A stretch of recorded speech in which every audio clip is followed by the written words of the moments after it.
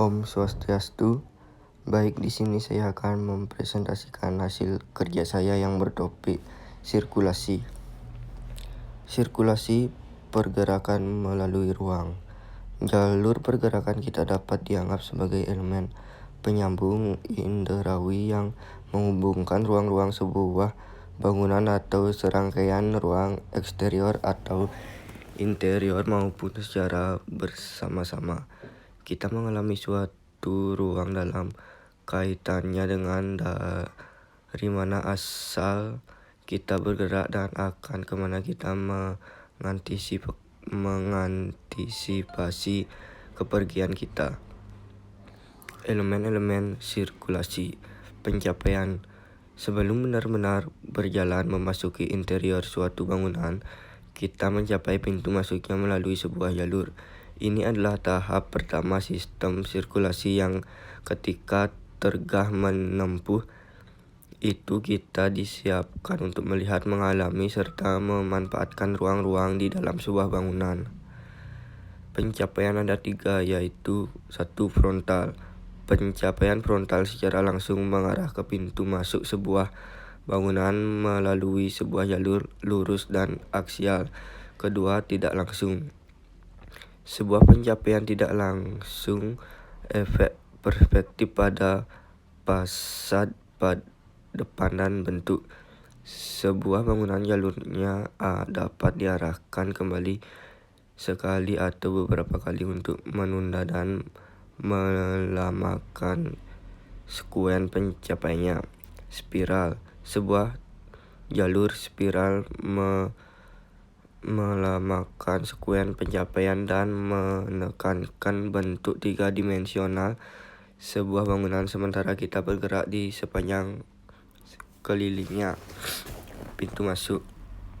Proses memasuki sebuah bangunan, ruang di dalam bangunan, ataupun area ruang eksterior tertentu akan melibatkan aksi menembus suatu bidang vertikal yang membedakan suatu ruang lain serta memisahkan makna di sini dengan di sana. Tanda sebuah pintu masuk dapat diperkuat secara visual dengan cara membuat bukaan yang lebih rendah, lebih lebar atau lebih sempit daripada yang diantisipasi. Membuat pintu masuknya dalam atau berkelok-kelok. Memperjelas bukaan dengan ornamen atau pernak-pernik dekoratif. Konfigurasi jalur.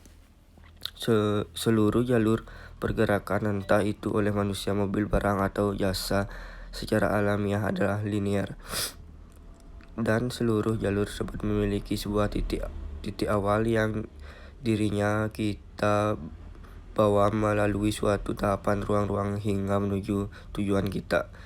Bagian-bagian konfigurasi jalur yang ditulis di buku Dekaching ada 6, yaitu linear, radial, spiral, grid, jaringan, dan komposit.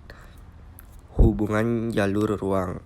Jalur dapat dikaitkan dengan ruang-ruang yang dihubungkan melalui beberapa cara berikut. Mereka dapat 1.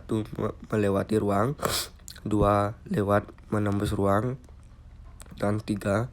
Menghilang di dalam. Bentuk ruang sirkulasi. Ruang-ruang untuk pergerakan membentuk sebuah bagian integral dari organisasi bangunan maupun dan memiliki jumlah yang signifikan di dalam volume sebuah bangunan. Tangga. Dalam hal mengakomodir perubahan ketinggian lantai dapat memperkuat jalur pergerakan, menghentikannya, mengakomodir perubahan arah, ataupun menghilangkan sebuah memasuki sebuah ruang utama. Ada beberapa cara dasar mengonfigurasi jalur dan arah sebuah tangga. Tangga lurus, tangga L, tangga U, tangga sikuler, tangga spiral. Tangga merupakan bentuk 3 dimensional seperti halnya pergerakan naik turun tangga sebagai sebuah pengalaman 3 dimensional. Kualitas 3 dimensional ini dapat dieksploitasi jika apakah di dalam ruang atau ditempel pada sebuah bidang dinding. Sekian presentasi dari saya. Terima kasih. Om Santi Santi Santi Om.